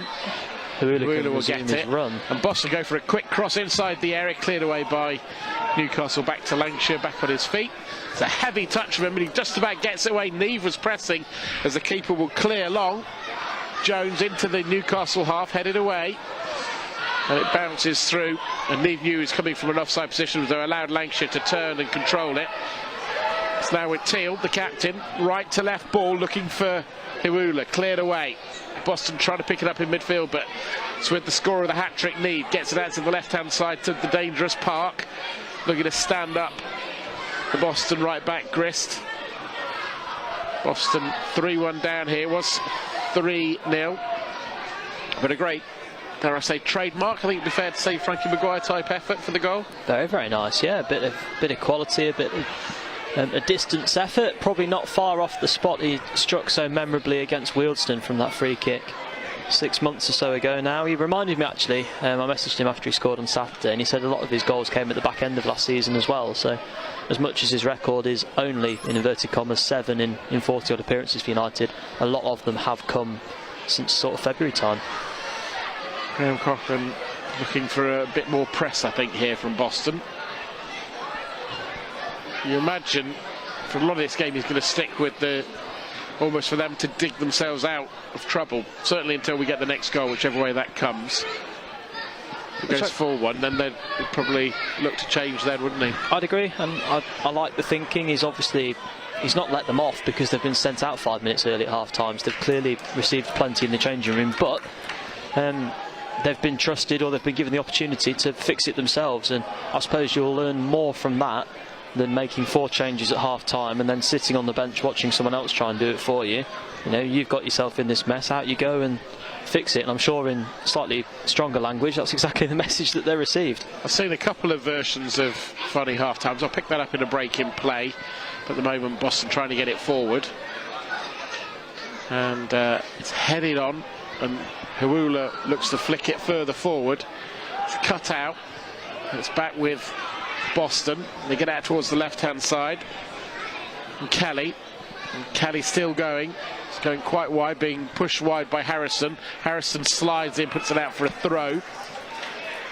So one of the, I think, lectures going to come across, so one of them was Russell Slade, as then Grimsby manager, getting the whiteboard out and doing the half-time team talk. In fact, we're going to get 3 Boston changes very soon. But doing the half-time team talk at the game against Lincoln in the derby. A long throw coming up, so we're completely wrong about him sticking with players. It's got... Well, they've got Dylan one Hill back, haven't they? They've been given to the hour. We're going to see Marcel Lavinier. Long throw into the Newcastle penalty area, is cleared away. And it's out for another throw. I'd imagine it'll be... Dylan Hill, one of them, as well. And Hampson. So let's dissect what we've got here. So we've got Lavinier for Lancashire. So that's the left centre half off for a right-sider. So there's a bit of defensive reorganisation to be done there. Lancashire, of course, off the pitch not 5 minutes ago for that knock to the face. Obviously a player who doesn't want to lose too much. A few who's around us from Marcel Lavinier. He is on, obviously named with this being competitive, but on trial. Norkett, the next one coming off. That was for Dylan Hill. That's a forward for midfield, so legs for Hill in behind the front 2, you'd imagine. And then the final change is Waldock back from injury for his Boston United debut for Hampson, which is like for like. So as Frankie Maguire turns around and asks the question, I think we're going to develop into a sort of box midfield stroke diamond, with Maguire as a bit more of a kind of number 6 playmaker. Hill and Hampson in front of him, and then a front 2. Well, I imagine that Dylan Hill coming on was not in the script tonight initially, but he's got a chance once again. Always seems to win player of the match whenever I watch Boston. Must have a very full bottle of bubbly. I don't think I've ever seen him tired. Yes, he is like the Duracell bunny, isn't he? Absolutely. Harrison runs into Kelly, but Boston, that's good strong defending from Teal, and then Frankie Maguire gets it forward. Frankie Maguire then almost wins his ball and plays a lovely one, tries to play a lovely ball in for the path of Donnelly, but that's good defending from Thompson. There's the throw that Boston take quickly. Dylan Hill is after it. Across comes Hawula, and the Newcastle player clears the ball straight into Hawula's shin, and it goes out of play, and a lot more effort from this Boston team in the second half than the first. You were telling us they were lucky to be allowed in for half-time, Michael. Yes, I would say so. Sorry, I meant, I'll pick this up again. I did mention the Russell Slade, but there was at Carlisle, a half-time that has certainly lived long in the memory. But Hawula's trying to get a second goal back, slips at the wrong moment, and he slips because he's fouled right on the edge of the area, not far from being a penalty. Yes, it was Kieran Thompson seemed to have a fistful of Hawula's shirt there, and he's given away a free kick. It's right on the edge, what I can see from our angle. Maguire's trying to negotiate his way for a penalty. He's going to get a free kick that's a little bit wider than that Wealdstone one. The second mention for Frankie Maguire's Wealdstone heroics in the space of a few minutes. It is right on the corner of that box, isn't it? I think if Hawula had thrown himself a little more, Emily Heaslett might have been forced to restore the penalty parity. But it is a free kick. Connor Teal, which we saw him doing the build-up to Carson's goal at Sutton in the way of the goalkeeper, a very Stephen Taylor-esque for a Newcastle reference, and putting the goalkeeper off there. And Maguire over the free kick. It is going to be Frankie Maguire, and you'd imagine it's going to be a shot. Steadies himself. What can he deliver here from the corner of the area? Shoots low, takes a deflection behind corner. It's a really good delivery actually, and it was well defended. It had the potential for both, didn't it? It was a real cross shot. Put it in the danger box, wasn't it? And then hope something happens from Any touches and see what happens. The goalkeeper's been left dumbstruck by one Maguire effort from a similar position already, and he's also tried to score directly from a corner, and he might have the chance to do that again now. From the attacking left, right-footed back post, not cleared. Boston should retrieve it. Will they? No, the ball's going to go out of play, and it's going to be a goal kick. So the other one was, I think I told you this at half-time, didn't I, that it was Lincoln City away against Carlisle United. It was a freezing night. I mean, I would say it was about -5. Newcastle, Carlisle had worked to get the game on, and Lincoln were 2 or 3 up at the break, and the Carlisle manager made the Carlisle team stay on the pitch. No talking from them for the whole of half-time. And trust me, I was cold and I had about 8 layers on, and I'm not even exaggerating. I think if I could have bought a blanket that day, I mean, you're going Saturday? I'm not going Saturday. So I should say, it won't be this time, but Carlisle is the only place I've been where our colleagues at the other local radio station have a radiator in the ground. Excellent. I don't think this time of year you probably need it. I'm sure Dale might try and acquire it, but they have a radiator up near the commentary position. We could just do with a windbreak, as we mentioned. We might be getting one in the form of a multi-million pound stand. Yeah, absolutely. I don't think we're going to paint the stripes on it, bring it down from Skegness, but no, I can think of better ways to spend half-time in Carlisle than stood in my shorts in -5, I'll be honest. Remind you of commentary of that game, Mark Clifford and Dale Story on Saturday. As Boston out on the edge of there, chance for a long-range shot. Frankie Maguire steadies himself, then shoots. As I said, steadies himself, shoots over the stand.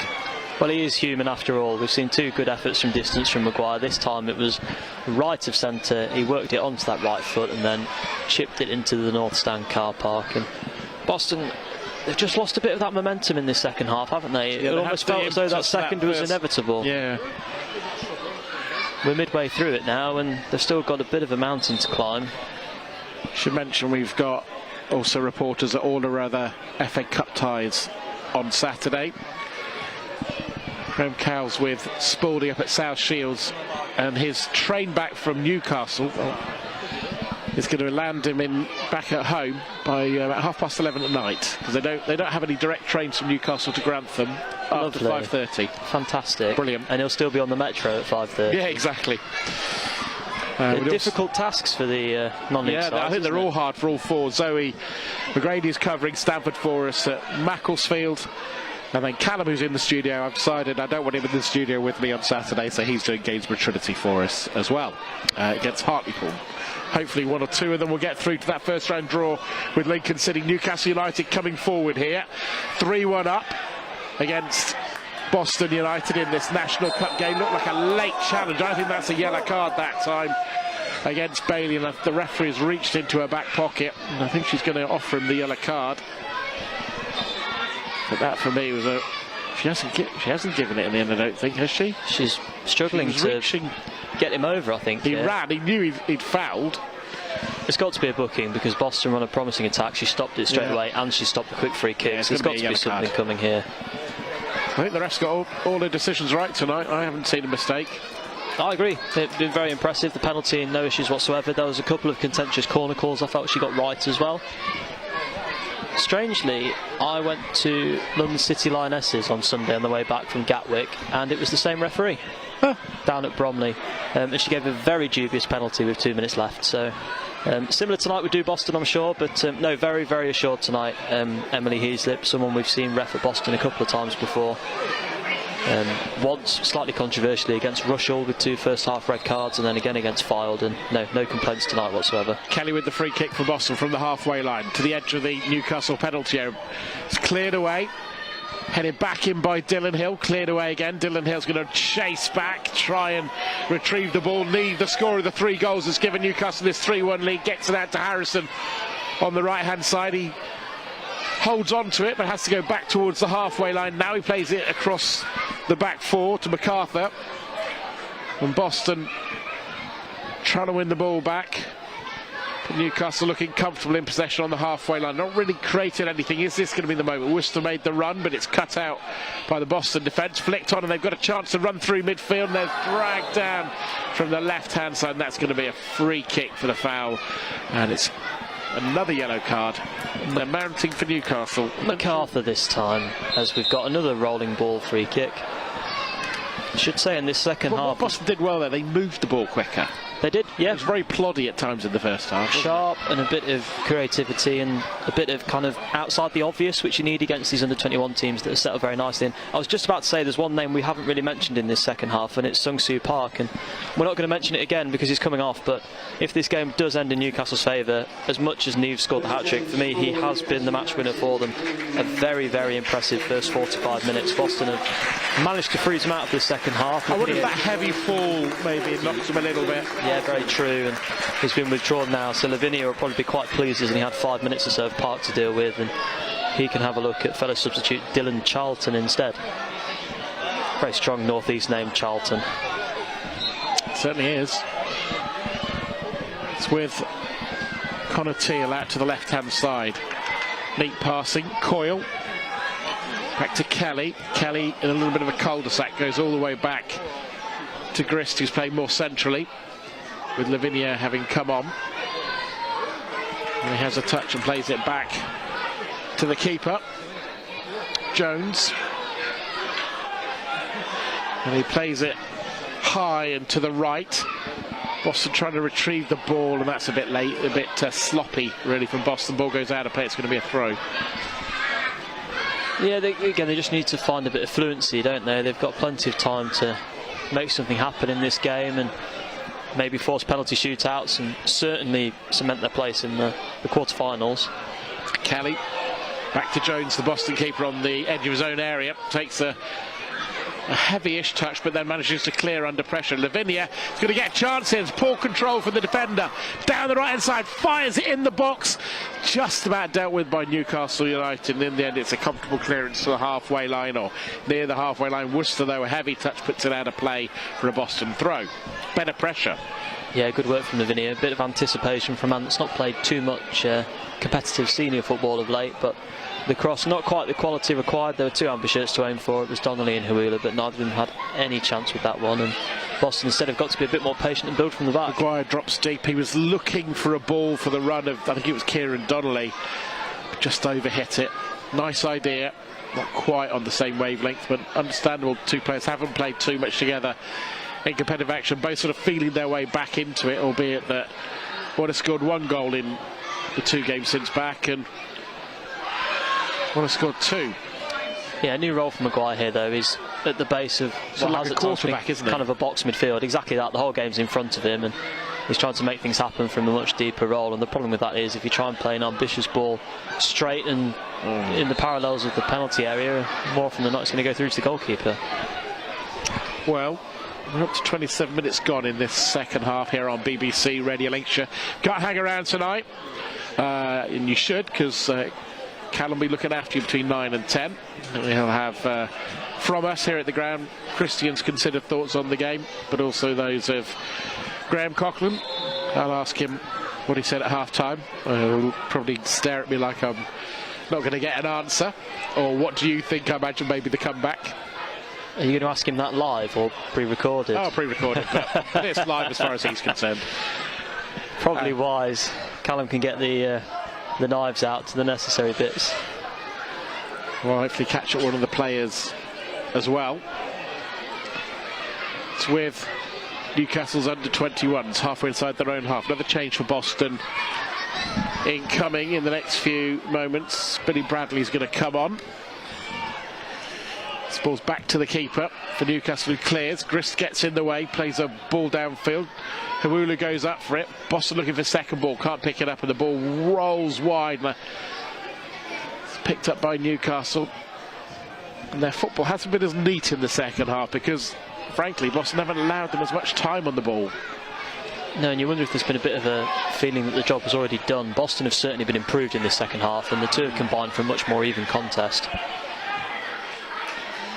Well, lovely play from Newcastle, ball in the box, and Grist heads clear. And that was a neat piece of play.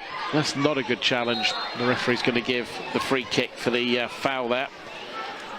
That's the threat, isn't it? We certainly see a bit of quality, a pass picked over 20 or 30 yards, and the result is that Boston were unlocked once again. We're going to see young Billy Bradley come on next. 3 appearances to his name this season, substitutes against Leeds, Sunderland, Frankie Maguire, but also in the league, Aldershot. Which kind of tells you where I think Graham is with the game, doesn't it, if he's making that change? Yeah, and given Maguire's lack of recognition initially, it clearly wasn't something that's been planned. Yeah. A change of shape, or someone's going out of position. And yeah, sure, as we said, Boston should still be through in this competition, but I'm sure they'd be very, very keen to continue this unbeaten run that they're on at the moment. They're 2 goals away with 15 minutes to go, and they've got this set piece to defend for now. When I was thinking, you know, whilst this game, and I know there's a lot of players not playing tonight, but this game, as you said, potentially worth 10,000, and obviously the gate receipts as well. Well, the game on Saturday, I think it's at least 60,000, isn't it? I believe so, plus the potential and television money. Potential. I mean, we've not had a big televised game here yet. We missed out when we lost to Stratford. Should have had Shrewsbury, or could have had Shrewsbury, I should say. Headed away, Boston will pick it up inside the Newcastle half. That looked like a foul on Dylan Hill, and it's going to be a free kick. Yeah, good work from Dylan Hill. Boston in the FA Cup, though, it's a story we saw last season. Does he run home? I should think so. Yeah, he probably gets to a roundabout, turns around and comes back again just for fun. He's unbelievable, Dylan Hill. I feel like he sucks everyone's energy levels in. He's quite something. So I've never seen him tired. He's played pretty much all of these 18 games as well. Man of the match on 5 occasions already at home this season of 9. So he's taking the majority. I think Craig has virtually banned the sponsors from giving him the next free one. kick into the Newcastle Predator. Back post, headed away. Not too effectively. Lavinia picks it up. And he's looking for options. Hasn't got many to go. Back to the keeper. And Boston will sort out their forward line. They're looking for Jones, the keeper, to play it long. He slips slightly as he plays it forward. Headed away by Newcastle defender. Comes back at them again. Boston trying to pick up second ball, and they do it. It slid into the box. And Dylan Hill is onto this one. Hasn't really got anywhere to go at the moment, so holds on to it. Good strength from him. Gets it out towards Lavinia. Right-footed ball. Back post into the area. Half cleared by Newcastle. They should now clear back towards the halfway line, but picked up by Teal. Be nice to have a grandstand finish if Boston can pick up one more in the next few minutes. Lavinia on the left, comes back on his right foot, plays it into feet. There's a neat little turn. The ball into the box is just intercepted. And Boston are asking questions of Newcastle, who are preparing to make another change. And that's a clumsy challenge. It's going to be a free kick and a chance for Newcastle United to make their change. And Lavinia gets a booking for it. Him and Hampson sandwiching the advancing away man there. Lavinia got completely stuck out on this left-hand side. He was there from the initial play and just didn't get back in position with Teal and Grist committed forward, and in the end caught on the wrong side of him, takes the booking. And you can tell it's getting towards the end because the Newcastle team coach has edged around the ground. Yes, we had quite an amusing couple of moments in midweek with Forest Green and Braintree of away fans being suggested they can leave a few minutes early by the town end. None of that tonight, but yeah, it looks as though they're off to pick some of the kit up and get things moving. They've got potentially 15 minutes still to see out here. Number 18, Joe Grayson on. Pivas, the man who came off, centre half. Very impressive tonight, him and Heffernan. Yeah, particularly getting that first Heffernan, half. I think. Yeah. Pivas has looked better coming forward with the ball, hasn't he? Back to the keeper. Stumble. I think the keeper's a little bit of stumble with the balls into them. I don't know if the surface was a bit greasy for them or something, but they've both. And Jones, particularly at times, just seemed to slip a couple of times when he's kicking. One of the Newcastle players down with a head injury. Boston not happy with the breaking play, but to be honest, they've always got to do that. You just don't know what the situation is with the players. I'm pleased to say the Newcastle, I think it's Neve, the goal scorer, isn't it? Or is it Rooster, who's just showing Rocco Coyle the score. Yeah, I think he's showing him 3 fingers. Yeah. But the referee, well within her rights here. The new rules that we heard from the refereeing contingent before the start of the season this year, that if you go down with a head injury, that's fine, the game will be stopped, but you'll be asked to leave the pitch for 30 seconds. And a bit of naivety from Neve there. If there was nothing wrong, he's left his side depleted. Yeah. Well, his show of 3 fingers was probably as much for his own goals as his team's. Yeah, and I'm sure Rocco Coyle was very grateful for that reminder. Given at least one of them came from a tackle he missed in the central midfield. Lavinia, his run forward being unchecked. He's looked effective. Right, oh, it's an overhit cross from the right-hand side, but he's offered a bit. I know it's hard to judge him when you're coming on 3-1 down, but what he's done so far, he's certainly a more physical presence than Boston had on the pitch tonight. He looks sharp, he looks match fit for a man who, we don't know if he's been doing stuff with the PFA, he might have been on trial somewhere, but from the face of it, hasn't played much football this season yet. He looks sharp and bright and at it. He's come on with the right attitude tonight, clearly. He's got a bit going forward, and with the exception of that booking, which he was probably unlucky to pick up with Hampson there as well. Oh, a header into there, tries for Boston to make it, another one back. Oh, it's a miss hit. I think it was Donnelly, was it? Making the run in the box, and you thought he'd worked the keeper, and he seems to have done himself an injury, if anything. I'm not sure it's a serious injury, but he's just holding his leg inside the penalty area, and Graham Coughlin sort of got his head slightly to one side, thinking, oh, not another injury. Well, he got clattered into, he got his shot away, he sort of fluffed it a little bit with the outside of his foot, and then the challenge came in and came through the side of him, and no one in the ground, with the exception of Dylan Hill, was too interested in asking for a penalty. It wasn't a penalty. No, but it was slightly robust. Donnelly's going to be able to shake it off. Neves back on the pitch after his 30 seconds. I don't think he dared give the manager a similar response to Rocco Coyle. Yes, I'd like to see him do it to Graham Coughlin. Yeah, he's picked his battles well there, hasn't he? Yeah. Grist, who started as a full-back, now at centre-half, back to the keeper. Didn't slip that time, Jones. Plays it long. It's a good header from the defender out of play, and he got caught by a Boston player. They have looked strong at the back, Newcastle. It was a decent header, I think, that time from MacArthur, the full-back. They look big, don't they, at the back? They do. Bradley just a bit late in the aerial challenge there. He has taken up a role in midfield. Boston have stayed with the back four. Coyle, as he has done all game, is the sitting midfielder. We've then got Hampson and Bradley as the width in a diamond. Not pinned to the touchline width, but certainly wider than Hill, who is supporting the front two now. So could argue Boston have settled into a slightly more defensive formation than they started with, but given how Norkett and Donnelly struggled in the first half to have any influence, you can understand needing that bit more steel in midfield. Grist does well, gets in front, well, initially well, but then loses possession. The ball fired forward. Harrison has it on the right-hand side. Are Newcastle going to get a fourth here, right on the corner of the Boston penalty area, back into midfield, trying to work an opening. It's back with Harrison, left-footed ball, back post, he's looking for the ball. Lavinia does well, heads it away. Newcastle will retrieve it with Neve dancing through a couple of challenges, and then Lavinia once again proves strong, and the ball goes out of play as he shields it. He's certainly offered a physicality that might be an attraction for Graham Coughlin as Neve gets a bit of cramp. I always think when a player goes down with cramp, I'm sure that the physios are like, I really don't need a player sorting it out, is it? It's you want a player thinking they know what to do. Yeah, it's like trying to tinker with your engine or something, isn't it? It's like asking me to fix my car engine. I wouldn't have a clue. Exactly that, yeah. You don't really want someone trying to sort it.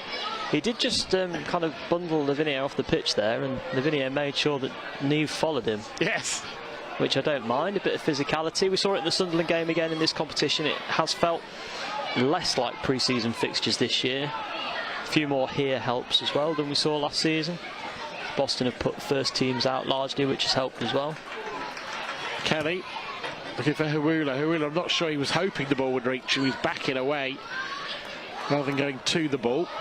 It's one back in midfield for Boston. And now with Grist getting out towards Lavinia on the right.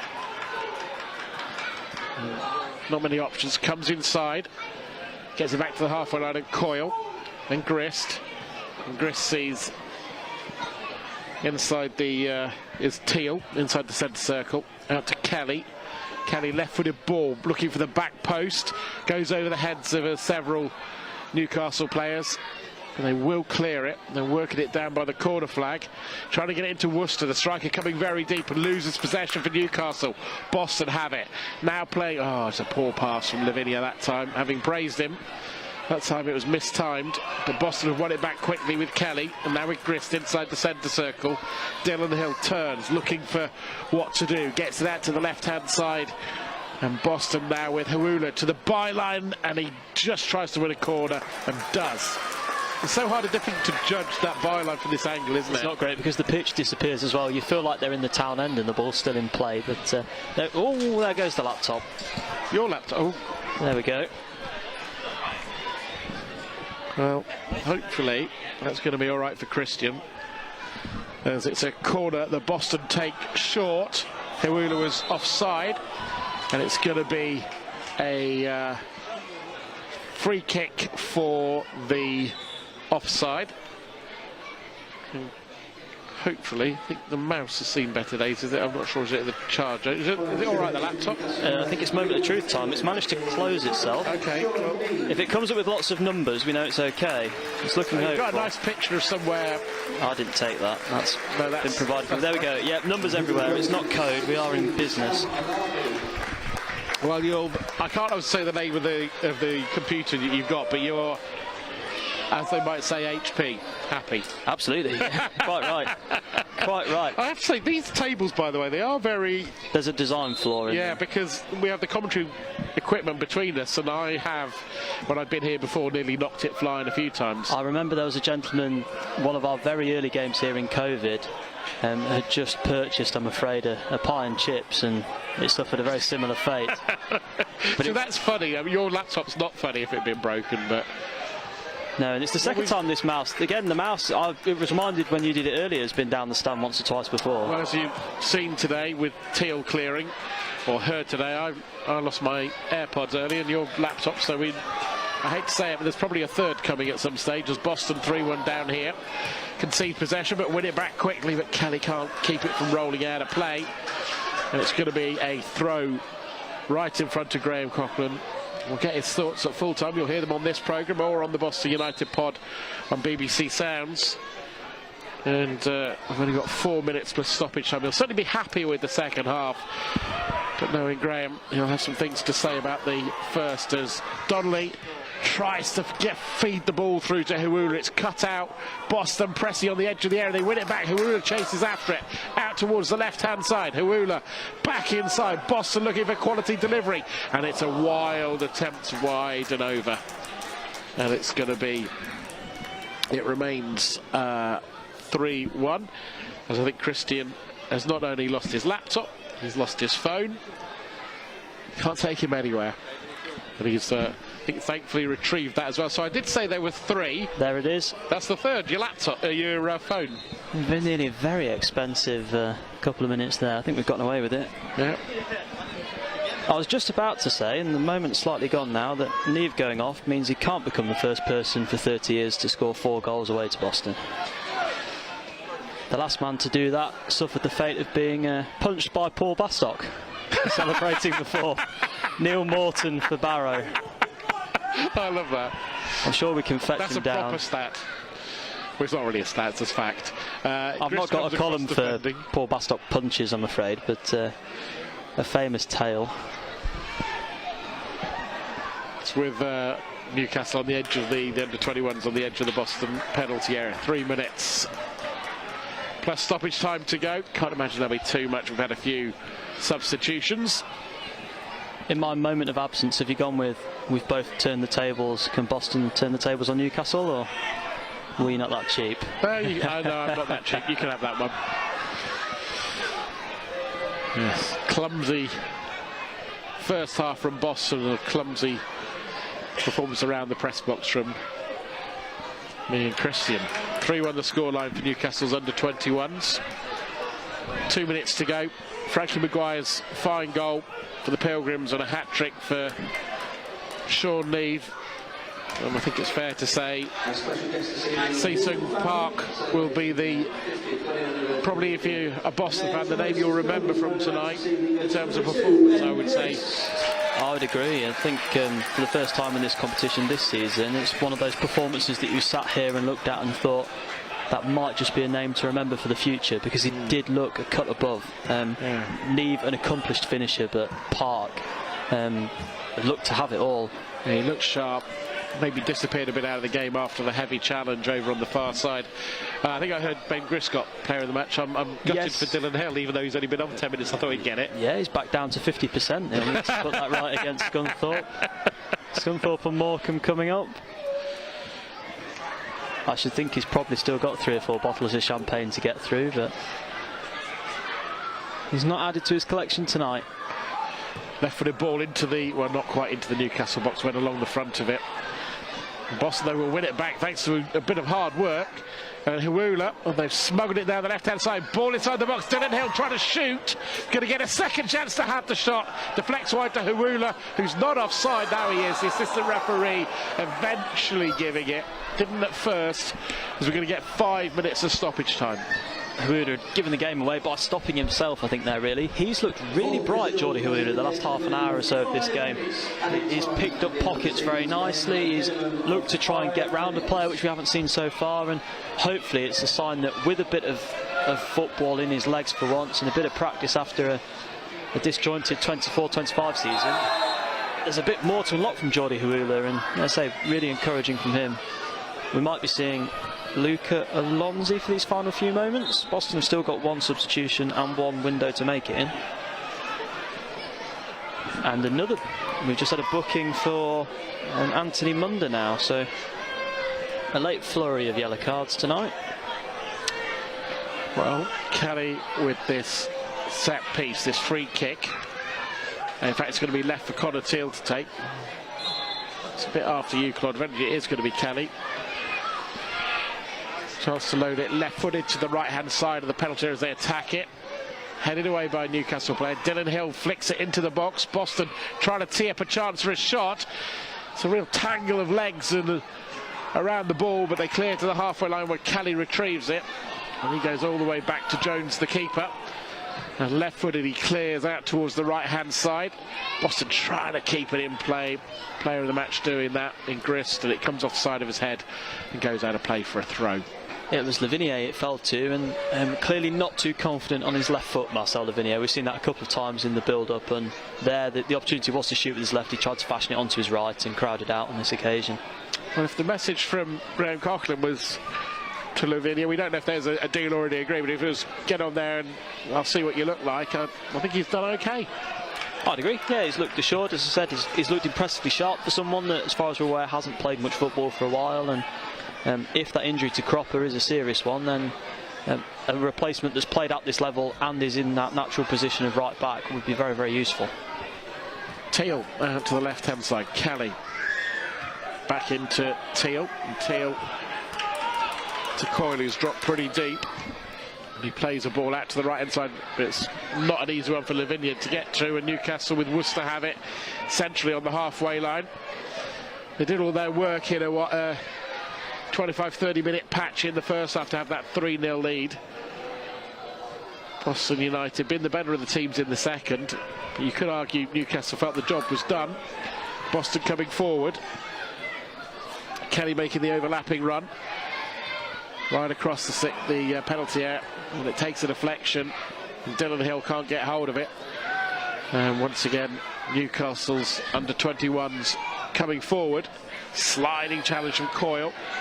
And Boston eventually win it back. I think at the moment, I wouldn't say there's a formation particularly. No, it's we're all defending and we're all attacking. And Coyle there diving in took Kelly out instead of the Newcastle man. In the end, it was Teal that got the telling touch again. I think Grist, fair enough, he's looked bright, but Teal for me would have been man of the match, despite being at the heart of a defence that's conceded 3 goals. Huula's been bright second half. I was impressed by Waldock. He looked sharp. He's clearly been involved in training.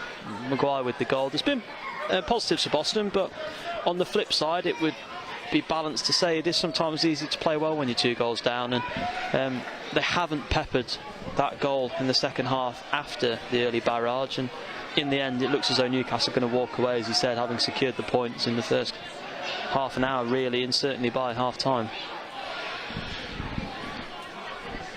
Well, I was about to say about sponsors, I know you work for the club, you have to be careful, but the amount of times I've been at games and you hear somebody get player of the match, you're like, they've obviously been in hospitality quite a long time. They've probably, and I'm, probably missed 20 minutes of the game, and maybe you had a few, because sometimes you see, I agree, I think Grist has been good. I'd probably go with you and Teal, but it's always difficult to give defenders player of the match when you've lost. You can see the 3 goals, really, isn't it? It is, and if it was one of those where it's 3 but it could have been 6, you'd look at the goalkeeper, but Jones, he didn't have any chance with the goals really, but he's not made a string of saves either, so fair enough, a hard worker and someone that doesn't get it, why not? But no, difficult. I don't think the manager will offer you too many positives post-match. He doesn't like to lose regardless of the competition, and it is that unbeaten run to an end.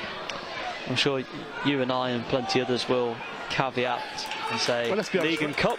But exactly, and if you listed the priorities for Boston United at the start of the season, this to get through and to earn some money is clearly a priority. But if you're losing one of your 4 games against a Premier League under-21 side, it's not what you want, but it's not the end of the world.